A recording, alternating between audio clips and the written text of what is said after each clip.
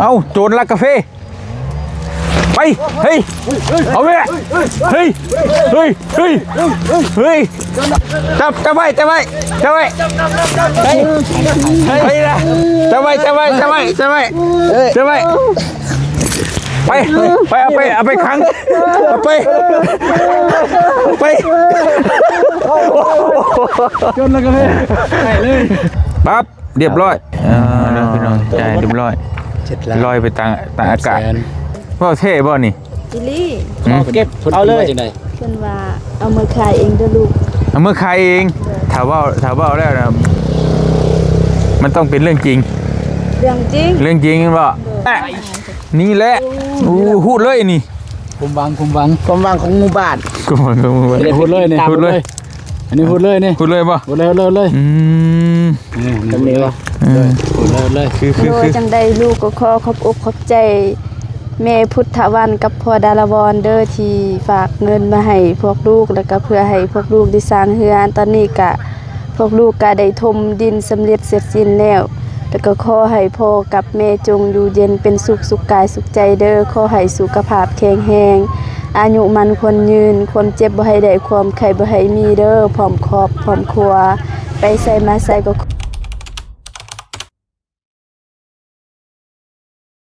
โดดทางงานมันเปลี่ยนกันบ่เฮ้ยนี่รถบริษัทเฮาปากเซ่ยังไงเวียงจันทร์ VIP พร้อมเด็กน้อยไปเขียนนะบ่โอ้ยว่าเจ้าปากที่อาจจะปืนว่าเสียงฟังเสียงปากที่เป็นเวียงจันทร์มันเลยพ่อขอโทษด้วยพ่อคนอยู่ไสอยู่เวียงบ่แล้วมารับเมาอยู่พี่บ่รู้ว่ามาเฮ็ดทางเฮ็ดหยังลงมาก็มาสร้างครอบครัวอยู่นี่กันอยู่นี่เลยโอ้มาได้ลูกได้เมียอยู่พี่แม่นอยู่เสกองนึงบ่อยู่ไสอยู่นี่ท่าแตงนี่อยู่ท่าแตงนี่เสกองนี่ล่ะแต่อยู่เมืองท่าแตงอ๋อก็เลยประกอบอาชีพเฮ็ดตักดินอยู่นำนี่เลยเนาะโดยเฮ็ดทางแล้วมันแบบว่ามันเฮ็ดยากหลายเงินงบประมาณเฮาก็เลยว่าเฮ็ดมาหลายแล้วก็อยากบ้านปลายก็อยากเฮ็ดเวียกเบาเลยมารับจ้างเพิ่นผมสิสมดอนเขาได้กินได้อยากนะบ่ได้โครงการเขาดอกเอาสบายดีเด้อพี่น้องเด้อกับทักทายสบายดีมื้อนี้เฮาก็นัดพ่อเพิ่นมาจ่ายเงินจ่ายคำเนาะเพราะว่าถมดินแล้วเรียบร้อยแล้วพี่น้องเอ้ยทั้งเบิดจักรถพ่อ13บ่โดย13โดยเนาะสิไรพี่น้องเอ้ย13เนาะให้พ่อเพิ่นพ่อเพิ่นเป็นเจ้าของเป็นผู้รับเงิน7,800,000 7,800,000กีบ600,000ต้องปรับพร้อมนะโดยถ้าทอกซื่อนี่เท่าไหร่ทอกซื่อนี่คันบ่ได้ปรับนี่500,000บัดนี้เขาปรับอีก100,000เป็น600,000จักซี่ก็บ่ปรับหรอกให้บ่เจ็บก็บ่ตูนควัดเอามันก็มีหินมีหยังมันก็ยากน้อยว่าอย่าไปสิดินสดหั่นก็หายากมีดินบ่ดินอยู่นี้เขาไปเฮ็ดทางเนาะเขาซื้อเบิดแล้วมันบ่มีเปียวอยู่วัดหั่นก็เวียกก็คิงสิล่ะเพิ่นนี่ไปแข่งทางพอไปทางเบตงวัดเพิ่นที่ใหม่เพิ่นคันแลนมันก็แตกได้ไปปรับดินเป็นมือมันก็บ่ทันส่งก็เลยได้เอามีหินมีหยังก็มันยากเนาะมันยากได้ดินเขตนี่มันบ่คือยังเขตลุ่มคือเห็นนำกันนี่ล่ะมีแต่หินแม่แต่ชาวนาเขตบึดดินจะจกอยู่ใช้ก็ได้เบิดคือนี่โอ้ยยากแหละเพราะดินมันพื้นที่มันจำกัดเนาะพื้นที่เป็นก็เลยยากเนี่ยจักหน่อยนึงพี่น้องเอ้ยเอามีแต่ว่าบ่ตูนจัดการจ่ายให้เราเป็นหัวหน้าผู้รับเหมาเลยเจ้าของพ่อเพิ่นเองพี่น้องเฮ็ดหยังแน่พอนอกจากตักดินนี่ก็เป็นเวียกรักเนาะด้วยก็เวียกเฮาในบ้านปลายก็สนใจเรื่องปูเรื่องปลาเขายังบ่ได้เฮ็ดก็เรื่องปูเรื่องปลาอยากเลี้ยงหั่นแหละเรื่องปูเรื่องปลาไปอยู่ธรรมชาติเลี้ยงงัวเลี้ยงอันนี้นะเนาะแต่ตอนนี้เอานี่ก่อนเนาะโอเคพี่น้องเอ้ย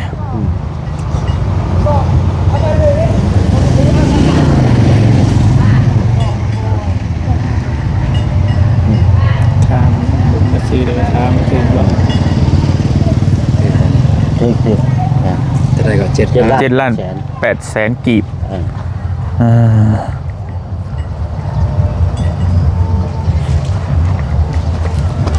ดินมันก็จะหายากในจักหน้อยมีแต่ยังสิมาอีกสมมุติว่าเฮาจะได้อีกก็ไม่อีกอยู่บ่ ก็เฮาอยู่ขอบเขตนี่แหละ อ๋อตั้งแต่เพิ่นเฮ็ดเฮือน แม่น บัดก่อยังขึ้นแล้วก็ถ่ายรูปมาก็ได้พอถ่ายรูปไว้ซะเพื่อแน่นอนให้เขาแล้วเดี๋ยวเฮาเบิ่งให้มันชี้ไปเห็นเลย ก็มันเห็นแล้วก็แล้วเบิ่ง เอาเด้อพี่น้องจ่ายเรียบร้อยลอยไปต่างอากาศเพราะว่าบ่กล้าเอาเงินสดใบเกี่ยงตูดเบิ่งดูเข้าบ่ เคลื่อนไหวครับบ่ปั๊บเรียบร้อยตัวบ่ได้เด้เนาะเรียบร้อยเนาะโอ้บ่คือเห็นว่าน้องเพิ่นว่าอยู่ทงหวายเพิ่นเป็นหยังไงดอนซ่าไปซอยเพิ่นนี่กันโอ้ยทงวายก็เฮ็ดเฮือนเฮ็ดชาติให้เพิ่นก็แล้ว2-3 ลังโอ้คักเด้นี่ไปก็มันหาสิมีนะเขาสิเว้าถึงหลายอยู่นี่นี่คันว่าโอ้คันมีจังซี่นี่โอ้คักแล้วระดับเมืองเพิ่นยังเฮ็ดส่วนรวมหลายเนาะได้เรื่องบุคคลนี่เขายังบ่ถึงเพิ่นมาเฮ็ดบุคคลนี่ถือว่าซ้ำถึกเบอร์แล้วเฮ้ยซ้ำถึกเบอร์ถึกเลขเอาแค่ถึกเลขถึกเบอร์เอาเพื่อถือก็500,000 600,000อันถือไงเติบนี่ถือไงเติบอยู่7-8 ล้านนี่โอ้ยเขาดีใจเป็นปีแล้วบ่ได้พอมันทำเฮ็ดเฮือนชื่อเฮาไปเฮ็ดนี่เป็น100 กว่าล้านผู้ใดโอ้คักเลยบ่มีประวัติศาสตร์นะซ้ำสมยินนี่ก็ยากแล้วนะบ่มีประวัติศาสตร์ต้องถึกเบอร์แล้วนี่นะเขาบอกคนบ่มีเงินต้องถ่าถึกเบอร์ได้ก็ได้ผมได้แต่ว่าอันนี้ก็เป็นเงินของผู้ใหญ่เพิ่นที่เพิ่นแบบว่าเมตตาเพิ่นสงสารเพิ่นซอยมาแต่ว่าเฮาก็คือเป็นในลูกน้ำในลูกหลานเพิ่นก็มาซอยนะคือเรื่องของบุคคลเนาะถ้าเฮาเจาะจงเจาะจิ้มไปถึงผู้คนขาดเกินนี่หลีบ่ได้บุญหลายแล้วเทื่อคนน่ะนิยมเอาไปทานวัดไปทานแต่วัดเดียวก็มีเพิ่นทันเรือพุ่นล่ะเขาว่ากันโดยแล้วผู้ขาดเกินนี่แหละมันบ่ถึงจุดโอ้กันถึงจริงโอ้ยมีความหวังนะขึ้นจึงหากมาได้จึงอันแล้วมีความหวังมันมีอย่างสิ้นโอ้ยเพิ่นภาวนาพุ่นแล้วอยากให้เป็นไรฮะอันเฮาน่ะอยู่สวรรค์เขตเฮาคนสวรรค์แต่ว่าน้องๆเพิ่นนี่คนอยู่พี่และก็ได้แรกๆน้องเพิ่นก็บ่เคยซอยบ่ได้มานำพาน้องเพิ่นเฮ็ดเป็นซอยนะถ้าเป็นแนวทางให้บาทตัวนี้ถือว่าไม่แล้วก็ถือว่าเป็นชุ่มเชยหลายนะเขามีแต่คือถือว่าสิมีบ่อนนะมันเป็นความจริงแล้วเดี๋ยวนี้มันมีเลยแต่ก่อนนี่ว้ายอยากถึกเบอร์อยากไปเป็นนบพันนบนี่กาพันอธิษฐานถึกได้บ่ถึกได้เนาะโชคดีก็ได้ไปอันนี้ตัวจริงเลยบ่ลงถ่าถือเพิ่นมาฮอดแล้วเพิ่นจ่อจิ้มว่าไผสมควรก็ถือว่าโอ้มีความหวังเนาะมื้อนี้นี่บ่จำเป็นว่าต้องถึกเบอร์ละถึกใจแล้วมันถึกกำเข้าหมายแล้วแม่ศึกชะตาศึกชะตาเพิ่นชะตาแล้วก็ถึกเป็นตัวที่มันเหมาะสมหั่นได้ครับเหมาะสมทุกอย่างที่งานแล้วโอ้ที่ว่า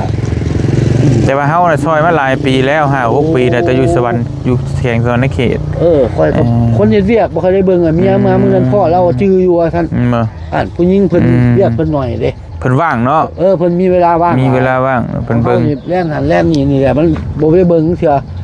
ปัจจุบันค่ำกับได้เบิ่งอยู่ดอกประมาณ13 นาทีแล้วก็เมื่อยก็นอนแหละโอเคท่านสิขออนุญาตโอเคพ่อเด้อขอบใจหลายๆเด้อขอบใจขอให้ร่ำรวยทุกงานแล้วก็ได้บุญเพิ่นนี่ขอให้ได้คืนเนาะบ่เพิ่นสิอยากได้บ่ได้ก็สร้างเนาะว่าสิ่งศักดิ์สิทธิ์นี้ขอให้เพิ่นบ่ซาดนี่ก็ซาดหน้าหรือเดี๋ยวนี้ให้เพิ่นได้เมียงามเนาะคันมีเมียแล้วก็ให้คนฮักแพงเป็นหลายๆเบิ่นบ้านเป็นเมืองนิยมเพิ่นเนาะสาธุขอบใจพ่อโดยอยู่ดีมีแฮงเจ้าจะมีหยังโทรหาไหมเจ้าโดยแล้วเนาะมีเบอร์ละเบอร์เจ้าน่ะยังบ่มีแต่เบอร์ลูกน้องเจ้าบ่เอาก็เอามา991โอเคเดี๋ยวแป๊บนึงเด้อ991แม่ได้ละ3374 โอเคชื่อออส พอออดเนาะ แม่น พอออดตักดินเนาะ แม่น สิแม่นชื่อจังซั่น พอตักดินแนวมันใหญ่ โอเคโอเคพอโอเคพี่น้องเอ้ยเอามีแต่เรียบร้อยเรียบแล้วบัดนี้เรียบร้อยไปแล้ว Fortuner คุณฝันบ่เจ็บ ความฝันบ่ความฝันอ้ายคือกัน บ่งามไม่เลยเนาะ งามบ่ สุดยอด 2 ล้านไป ตื่นกว่า เอาซะอยู่ซื่อ เรียบร้อยพี่น้องเอ้ยเรียบร้อยแล้วบัดนี้เนาะโธ่งามหูงามตาสะอาดกว้างขวางพี่น้องเอ้ยเนาะคุ้งทับเลยสวนกาแฟเพิ่นสวนกาแฟไผนี่เนาะ เป็นนี่ของอ้าย เขตแดนในน้องมาตานี้บ่ แดนได้ไหน แดนแบบว่าดินของไทน้องหั่นนะ แม่น สุดทานี้ หัวหัน ไปฮอดหัน แม่น เออ เฮ้ยฮอดกกไม้แห้ง ก็มาเฮงๆฮะ แถวนี้บ่ได้เฮ็ด แต่ว่าอยู่เทิงหันสิปลูกบ่ได้เนาะมีแต่หิน ปราสาท ภาษา ประสาบ่เอ เก่า อันนี้นี่ใส่ยังอยู่บ่ได้ใส่เด้อบ่ น่าจะใส่เยอะนี่ อืม เพราะว่าตอนแรกๆน้องเคยปลูกแล้วอย่างนี้มันบ่เกิด อืม เดี๋ยวน้องไม่มีเวลาเดี๋ยวอายอีกเพิ่นมาบูรณะมาใส่น่าจะใส่ปุ๋ยนั่นน่ะ อืม จึงได้ส่ำนี้ โอเค แล้วส่วนของน้องน่ะค่าทางใดของน้องกับแม่ไปใช้ค่าใหญ่ น้องเฉพาะนี้แหละทุกคน อ๋อแบบแบ่งครึ่งแบบสิตัดไปเพื่องไปพี่เลยเนาะ ได้ อ๋อ บ่ได้แบ่งแบบว่าบ่ได้แบ่งใต้โต ก็คือตอนปลูกบ่ได้ปลูกสำเร็จก็เก็บสำนั้นนะ ว่าง่ายคือเฮาเฮามีความสามารถปลูกได้เท่าไรเฮาก็เก็บเอาของเฮา โอ้ยแม่นๆ โอเคเข้าใจ สู่คนสู่อนามัยบูรณะรักษา อื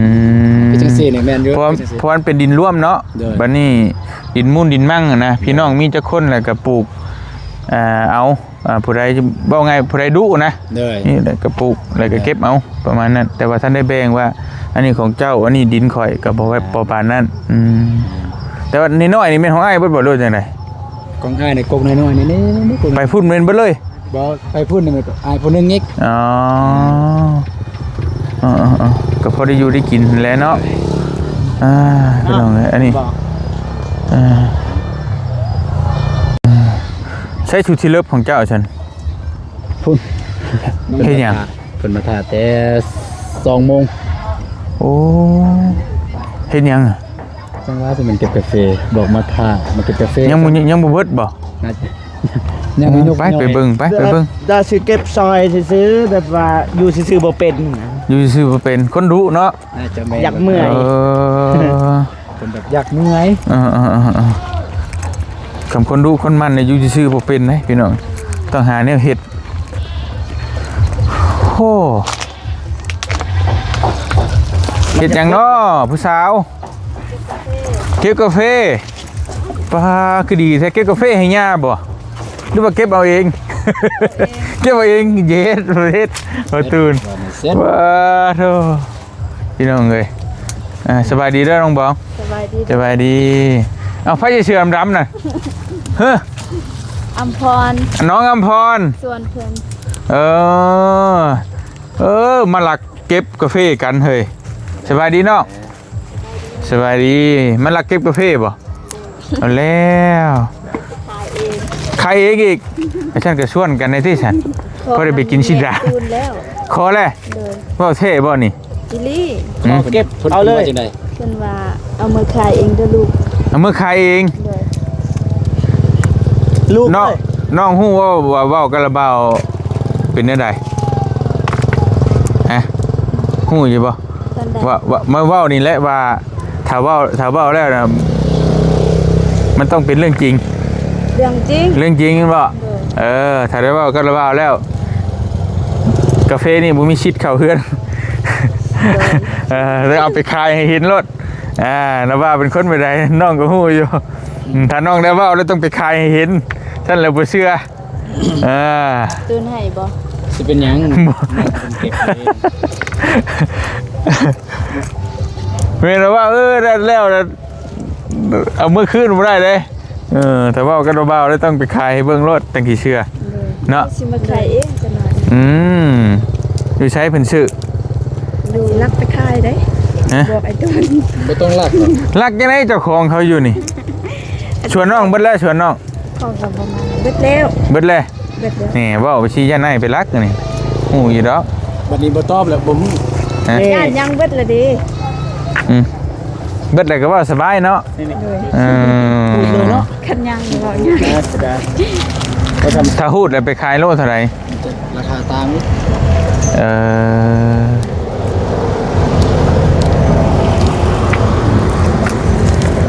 แต่จากโลนี่ได้2โลเนาะ ไว้สิลง ให้มันได้ชามซะ ถ้วยหนึง 60,000 เลยอันนี้ถ้วยหนึงแล้ว นี่ยังถ้วยหนึงกระเปียก เลย ตำส้ม กินตำส้ม บ่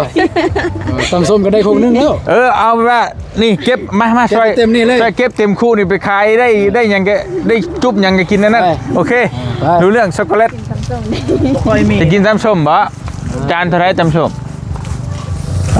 ยิบกินได้ปะ 30 กินเสร็จแล้ว ตำส้มเป็นคาลัม อ้าวเป็นหยังแล้วบัดนี้กะลำมาตำส้มเป็นกระเพาะคือไอ้บ่ โดย เนี่ยว่าได้มื้อนั้นเอายาให้กินอยู่ แต่ว่าเป็นกระเพาะนี่กินบ่ได้ตำส้มนี่อันนี้ก็ได้แต่ว่า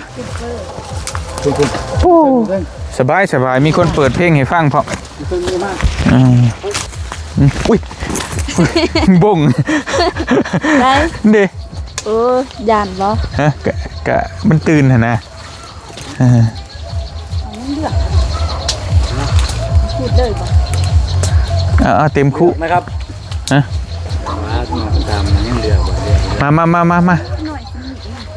เต็มคู่แล้วพ่ย่าอนก่อนสงสัยคือสิเป็น เต็มคู่นี่ได้อยู่ที่5โล ยิบปานนี้ก็คือนะ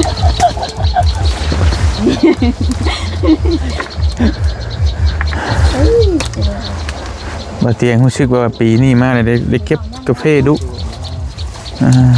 มาพี่ชายเนี่ยบ่ได้เก็บเนาะ แม่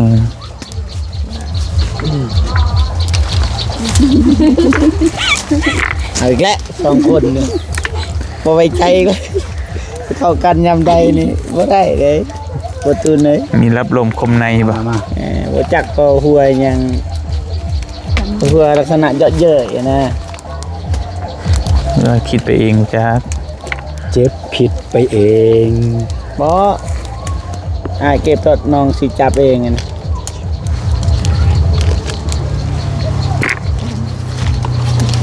อยู่ในบ้านนี่บ่มีบ่คนซื้อ มีอยู่หันเด้บ่หันขี่รถไฟนั่นนี่ เด้ตู้ ใส่มีหมาบ่ ลูก ป้าเก็บเอาตัวมันรกๆ บ่ มันสิค่ำเลย มักดอกบ่น้องบ้อง จังได๋บ่ได้ คันมัก เงิน ดอกบ่เก็บคันมากาแฟนี่เก็บ เด้อมีมุกบ่ธรรมดาเดี๋ยวนี้นะบ่ธรรมดาอาตูนคนพาไปโอ้ยช่วยนี่แหละพูดเลยนี่ คุมวัง ความหวังของหมู่บ้าน กูมัน พูดเลยนี่ พูดเลย อันนี้พูดเลยนี่ พูดเลยป่ะ พูดเลย ตรงนี้บ่ พูดเลย คือ ได้ไว้อยู่นี่นี่มันสุกแล้วเด้บ่เป็นหยัง อ้าวเพิ่นลงบ่กกนี่คือบ่เอาเนาะ ลืมเบิ่งมาจัก เดี๋ยวมา แม่บ่ตูนเฒ่าละแต่บ่ทันแม่บ่เจ็บอีก คนนะ เห็นว่าแม่บ่เจ็บเห็นมาในคลิปเอง ตัวจริงก็เคยเห็น เห็นว่า เคยเห็น บ่เจ็บจับนมแม่ เห็นว่าในคลิป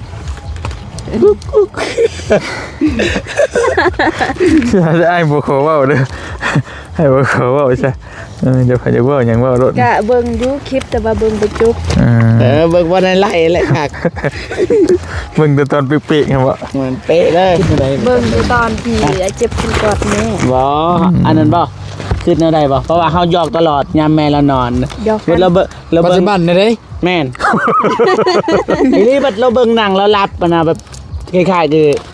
ทมิดเราเบิ่งโทรทัศน์แม่นบ่สุดท้ายโทรทัศน์เบิ่งเราว่ะนี่ บ่อันบ่ตูนของใจคือว่าเป็นหยังจึงอยากจับนมแม่หั่นนะ บ่อยากหยอกก็คือเวลาเรานอนนี่ยังเราโทรทัศน์เบิ่งเพิ่นแบบว่าเพิ่นเบิ่งโทรทัศน์แล้วก็รับเฮาก็มาปลุกวันนี้ปลุกแล้ว จริงๆไป ก็ หย จั อบ กคนอื่นก็ได้ เนาะ หยอกแบบแอลบ่จังซี่ บ่เพราะว่า เอ้ย เฮา แม่คือเป็นจังซี่ประมาณว่าดอกอันนี้เลยไปจับหนุ่ม มันก็เฮาคิดบ่เป็นหยังนะเพราะว่าเฮาแบบทายหมู่เลยกินนมเนี่ยเฮาใหญ่เลยยังกินนมนะประมาณนั้น ก็แม่นอยู่แต่ว่ามันได้คือไรนะเจ็บคืออ้ายแบบบ่เคยนะ น้องก็บ่ลึง แต่ว่าจำความได้เนี่ยบ่เคยจับนมแม่จักเทื่อ แม่นแต่ว่าเฮานี่กินจนเท่าคนกินนมนี่ น้อง เออ บ่เคย กินนมแม่เด้ นมมาเอิ้นว่าจังได๋เมียของน้องชายพ่อเอิ้นว่าจังได๋ อ่า อาบ่ อ่ะ แบบนมอ้าเนี่ยเคยชื่อจำความก็เคยดูดหรือยังอะนะ บอกว่าถ้าเด็กน้อยมันปกตินะประมาณ8-9 ปี5-6 ปีสินะแต่ว่า10 ปลายปีขึ้นน่ะจับนมเนี่ยบ่แม่นแหละบ่แม่นแหละ บ่แม่นเด็กเจาะยักยอกแต่นะคือใหญ่แหละ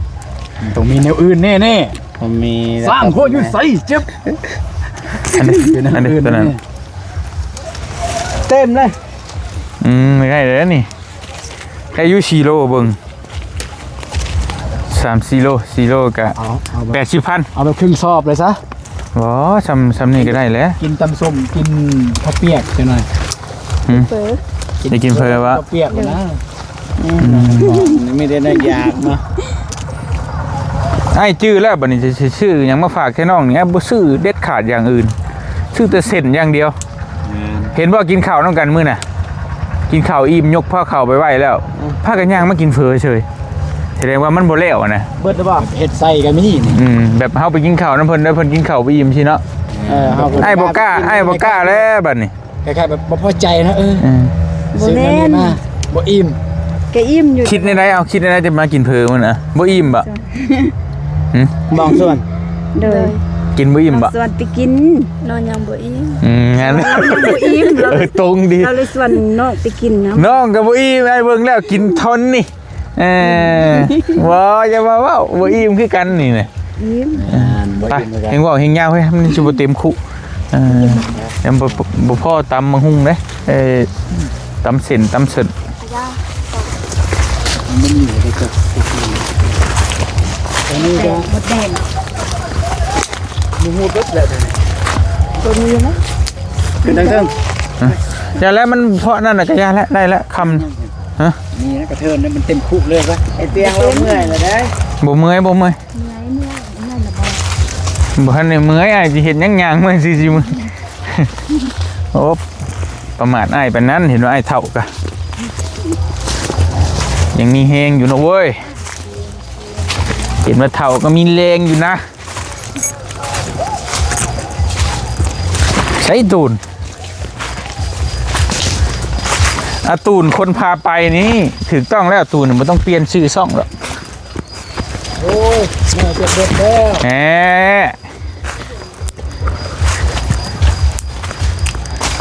แม่เจ็บเด็ด ป่า แล้ว บุดง นี่จะได้มาสิ รอบสองพี่น้องเลย แม่นบ่บุป่าเกิน ป้ากาแฟ แม่นบ่ นี่ เอิ้นป่าคือกันบ่ ป้า ปลาเฟ่ อันของน้องนี่ใช่พุยบ่ บ่ บ่ใช่บ่ บ่ได้ใส่ ขนาดว่าธรรมชาติก็ยังได้อยู่เลยพี่น้องเนาะ ได้ใส่คุยยังเลยเนี่ย ถ้าปลูกซ่อนนี่ได้บ่ปลูกซ่อนแล้วก็ตัดกกแนวถิ่มให้มันใหญ่นิดนึงแล้วก็ตัดถิ่มเนาะความหมายว่า แต่ มั มัน นสิบ่งามเพราะว่ามันบ่ได้รับแสงแดดยานว่าแล้ว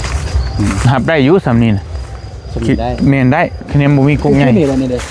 อ คือเฮาเอาตัวนี้งามแล้วก็ตัดตัวนี้ออกอีกนะ อ๋อแบบนี้ป่ะนี่ แม่นแต่ละไปสำนี้ก็จะว่ามันค่ำมืดพอแล้ว ไป ไปเนาะ เลยละ3โลนี่ ไอ้ว่าซี่ไอ้ว่าฮอด ที่ว่า เกือบซี่นะคำบ่ฮอดก็เกือบไปซี่ คุกนึง บา4 โลก็80พุ่นน่ะ 2คุก 2 คกปลาย มาจากไหนมาจะใส่มือนี่ หมดแดง ไปยังไงกัน ไปไปไป บ่ เออ ก็ว่าได้ยินว่าไปซักยาเป็นอีหยัง ชักยา คือบ่บอก ป เป็นหยัง เจ็บเอว เจ็บเอวตูนอธิบายด่วน มาได้ดู อธิบายด่วน เจ็บแอวอธิบายก็ เจ็บเอวบ่แม่นแนวอื่น มันไอ้หยังเลย เบบเฮาเบกกาแฟหนักเด้อ เคยได้ยินแต่คนมีเมียคนมีผัวห้องเจ็บแอว คนเท่า ห่วย คนเฒ่าเจ็บแอวดิเจ็บแอวโอ้ แต่ว่าใครยาบ่ได้คันคนนั่งแล้วไปโอ้เจ็บแอวดิแต่ว่าไปใครยาดีเจ็บแอวมึงบ่ซื้อเลย เอาโจรลักกาแฟไปเฮ้ยเอาไปเฮ้ยเฮ้ยเฮ้ยเฮ้ยเฮ้ยเฮ้ยเฮ้ยเฮ้ยใช่เอาไว้จับไว้เฮ้ยเฮ้ยเฮ้ย ให้ เฮ้ยนะจับไว้เอาไปขังเอาไป จนแล้วก็ให้เลย นักยังไงคือ จำลองเหตุการณ์ อันนี้ผู้นี้แจ็คไปรักของน้องเมฆบ้านนี่ บ่มี น้องครับไปรักโอ้ไอ้มารักพี่มาดิ อายมาลักอยู่นี่ ก็รักไปเห็นยังกาแฟ เอาไปเปย์ภาษาว่าจะได้ภาษาซื้อว่าจะได้ภาษาสบายดีด้วยตกใจเบิด เอาก็เล่นดีป่ะ กันแล้วเนาะพี่ไม่จุด ไปพี่น้อง เห็นมาเลยพี่น้องเลยจะคลองเขาเห็นเฮาล่ะ เจ้าแขงเห็นบัตรนี่พี่น้องเลย อย่าไม่เฮาได้ แปลว่าบัตรนี่เจ้าของเห็นพี่น้องเลยแสดงว่ามัน เจ้าของเห็น มันมี มันมีกรอบก่อนอีก โอ้บาทนี้ ฟังเด้อเจ้าของเห็นพี่น้องเอ้ยบาทนี่เนาะฟังได้ความหมายกันครับเด้อแสดงว่าบาทก้อนนั้นเจ้าของบ่เห็น ลักตลอด วันนี้เจ้าของเห็นแล้ววันนี้ ไปออกไปเฮ้ยมันค่ำแล้วไป ยุ่ง จังยุ่งจังงูจังหยังแล้วบัดนี้ รู้สึกว่ายังสากหมูจะมาฮอดก่อน ฮะ ฮักกาแฟ เฮ้ยฮะ กาแฟฮักกาแฟ ฮักกาแฟจะไปฮักยังกาแฟนี่ฮักนี่ เออ บ่ได้ยอมในตูดได้หั่นน่ะ ฮักกาแฟป่ะฮักกันยังกาแฟนี่คนจะควรฮักยิ่งมากเลยนี่ได้ป่ะ โดนหนาวเลย โอเคเฮ็ดได้เฮาบัดโกเมื่อกี้นี่คิดผิดหรือคิดถูกไปรักกาแฟฮะ คิดถึงมั้ย ไอ้ว่าคิดผิดเป็นรักน้ำหลังรถได้ฮะที่ชีวิตได้หลายกว่าหั่น อู้ ฮะ ไอ้ตูนสักไปยางกระเป๋าอยู่หั่น มีเงินฮะ นี่ โอ้ นี่ มันเงินใช่ ห่าน เตรียมให้ ฮ่านี่รักเอาตัวนี้เนี่ยใครกว่านี่ ต้นได้จะเปล่าเข้ามาทันไทย เบิ่งดูเช็คดู ไม่เคยรักหรอกเขาก็โอกาสมาทางนี้แล้ว ครบตามจำนวน ครบบ่ ด้วย โอเคแล้วบอกโกเนี่ยโอ้ย เนาะรักตัวนี้เนาะ โดยโอเคพี่น้องเห็นเนาะกะลิ้นกันพอมวนพอซื่นมีแต่มาพี่มายืนนำกันพี่เนาะบัดจุผู้ทุกคนมีแต่ทั้งบ่เตียงกะมาเลยน้องเอาเมื่อกี้นี่ทั้งบ่ตูนเนาะเป็นการเป็นงานได้พี่น้องเห็นบัดนี้ลิ้นมาจนเมื่อยเลยเนาะจ่ายค่าดินไปเรียบร้อยแล้วต่อรอบก่อนนะเท่าไหร่ตูน แล้วก่อน12 ล้าน 12 ล้าน เลย12 ล้าน5แสน 12 ล้าน5แสนรอบนี้7 ล้าน8 7ล้าน8แสนตีใส่ซะ20ล้านเนาะ20ล้านพอดีพอดี20ล้าน20ล้านพอดี20ล้าน3แสนกีบ เลย ป้าเฉพาะแต่ถมดินนี่พี่น้องเอ้ยมันก็เปลืองน้ำดินหลายเติบเนาะถ้าว่าเฮาบ่ถมนี่เฮาไปเฮ็ดอย่างอื่นก็จนได้ตั้งเสาแล้วป่าน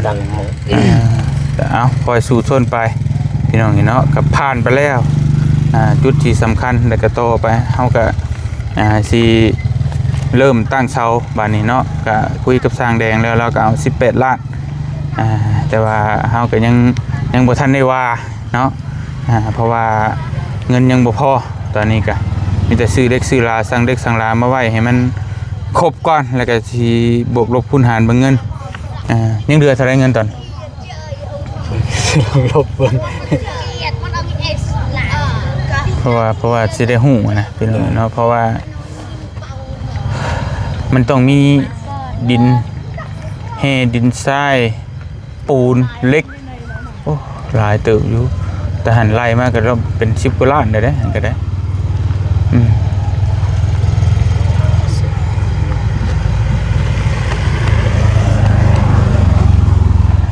ยังเหลือ14ล้าน เหลือ14ล้านโอ้สิพอจะได้จะซื้ออุปกรณ์นั่นแหละเนาะซื้ออุปกรณ์นี่ก็แห่ทรายนี่เบานุ่งมาว่าเท่าไหร่เมื่อกี้นี่ก็มัน2 ล้านไป 2 ล้าน2 ล้านปลายมันอย่างนึงแต่ว่าบัดนี้เฮาเอาทั้งแห่ทั้งทรายปูนอีกเหล็กอีก เล็กไอ้แดงเพิ่นส่งแล้วรายละเอียด ในไรเบิ่งน่าจะได้เพราะได้แต่ซื้ออุปกรณ์ถ้าจะเรือก็เรือเล็กน้อยแต่ค่าสร้างนี่ขาดแน่นอนพี่น้องณตอนนี้เนาะก็เพื่อแจ้งพี่แจ้งน้องให้ได้รับได้ฮู้ระงบเรือนเฮ็ดห้าง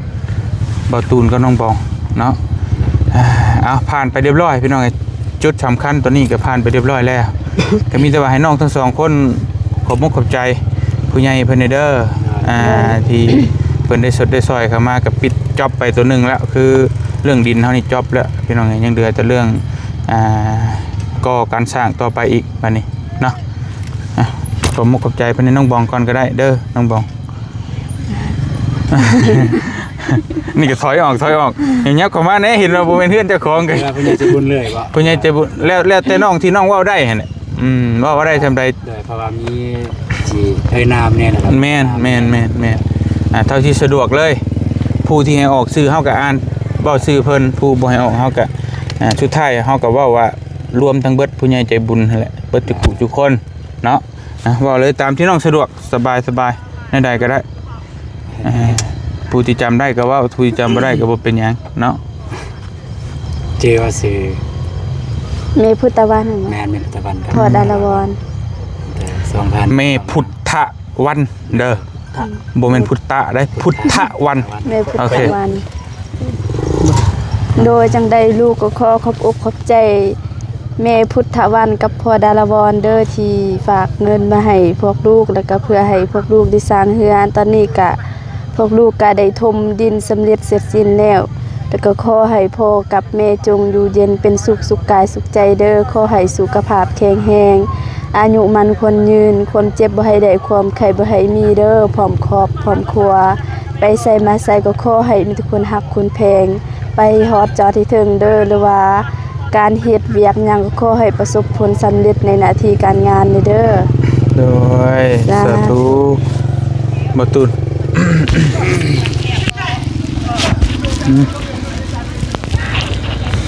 ตีกันมั้ยจ๊ะ ว่าเสียงดังปานนั้น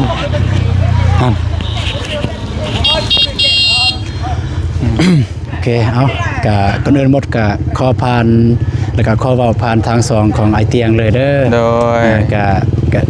น่าจะเพิ่นน่าจะเบิ่งคือกันนั่นแหละ โดย ทวิตก็เบาเตียงเพิ่นให้เบาตูนอัปเดตถ่ายเลยแต่ว่าบ่เป็นหยังไอเตียงเพิ่นถ่ายก็ได้ มีแต่บื้นก็ได้ โดย ถ้าบื้นน้องทายก็น้องบองแล้วก็ช่องของน้องแล้วก็ขอบมุกขอบใจเป็นอีกเท่านึง ได้ ตอนนี้ก็เว้าผ่านของ ได้ ทางช่องไอก่อนก็ได้เนาะ เลย โอเค แล้วจังได้ก็ต้องขอบอกขอบใจหลายเด้อทางแม่พุทธวันกับพ่อดารวรแล้วก็ผู้ใหญ่ใจบุญทุกท่านที่ยืมมือเข้ามาซอยเรือพวกลูกเพื่อได้ถมดินเพื่อได้สร้างเฮือนให้พวกลูกจะได้ก็ขอให้แม่พุทธวันแล้วก็พ่อดารวรแล้วก็ผู้ใหญ่ใจบุญให้มีแต่ความสุขความเจริญอยู่เย็นเป็นสุขสุขกายสุขใจสุขภาพแข็งแรงให้มาเท่านี้ได้กลับเป็นร้อยเท่าพันเท่าเด้อพ่อเด้อแม่เด้อสา สา ธุ ธุพี่น้องเอ้ยในตั้งหน้าบ่เตียงก็เนาะดีใจน้ำน้องเพิ่นทั้งสองคนกำลังสิได้ห้านได้เฮือนใหม่เนาะบ่เตียงก็ขอบุญขอบคุณแทนน้องเพิ่นทั้งสองคนเนาะ แม่พุทธวันขวัญเพชรแล้วก็พ่อดาราวรขวัญเพชรเนาะที่เป็นแม่ฮักตั้งแต่โดนๆแล้วพี่น้องเอ้ยเพิ่นก็ซอยคนลาวเฮามาหลายเนาะพอมาฮอดมื้อนี้เพิ่นก็รู้สึกว่าถูกชะตาบ่าวตูนกับน้องบองแฮงๆเฮ็ดอันใดก็ได้อยากให้สมหวังกันว่าซั่นเพิ่นจนสิฝากเงินฝากคำมาให้บ่าวเตียงไปมั่นไว้ไปขอน้องบองไว้พุ่นแหละแต่ก่อนนะแต่ว่าเฮาได้มาปรึกษากันหลังไมค์ก็คุยกับน้องบองว่าน้องบองว่ายังบ่พร้อมปานใดยังขอเวลาอีกสักปีนึงนะโอเคเพิ่นก็เลยว่ากระสั้นก็ดำเนินการเฮ็ดเฮือนเฮ็ดห้านให้ทางบ่าวตูนแต่ว่าความฝันที่อยากเอาเมียมาเฮือนแหละก็ต้องมีในห้องรับ ว่าซั่นทางบ่าวตูนก็ฝันไว้ว่ามีห้านค้าห้านขายทางแม่เพิ่นก็เนาะดำเนินความฝันให้น้องๆเพิ่นจังใดก็บ่เตียงก็ขอขอบคุณขอบใจดีใจแทนน้องเพิ่นเนาะที่พ่อกับแม่เพิ่นแล้วก็ผู้ใหญ่ใจบุญเบิดทุกคู่ทุกคนซอยทั้งน้องๆเพิ่น2คนเด้อขอให้อยู่ดีมีแฮงเบิดทุกคู่ทุกคนเนาะทั้งพ่อและแม่ผู้ใหญ่ใจบุญเบิดทุกคู่ทุกคนบ่ว่าเดินทางมาแต่ใดก็ตลอดปลอดภัยเด้อนอนหลับก็ขอให้ได้เงินหมื่นนอนตื่นก็ขอให้ได้เงินแสนแบนมือมาขอให้ได้แก้วมณีโสดโทษให้อย่าให้มาพานมันให้อย่าให้มาเบียดแลกกิเลสจังไรอย่าให้มีมาใกล้บ่ว่าจะธุรกิจการงานใดๆก็ขอให้พ่อกับแม่จงเจริญรุ่งเรืองในหน้าที่การงานนั้นๆตลอดวีและตลอดไปเด้อสาธุขอบใจหลายๆไปเฮาก็ขอตัวเดินทางก่อนครับมืดตื่นตาแล้วไปหากินข้าวกินน้ำก่อนพี่น้องเอ้ยบัดนี้แล้วก็จังสิกลับหาพักหาพรเนาะสำหรับมื้อนี้ทางบ่าวเตียงและทีมงานก็ขอตัวก่อนเนาะอยู่ดีมีแฮงเบิดสุขทุกคนมาแม่บ่เจ็บไปส่งอยู่เอาสบายดีเด้อพี่น้องเด้อสบายดีบ๊ายบายเบิดสุขทุกคนค่ำแล้วมื้ออื่นเจอกันใหม่พี่น้อง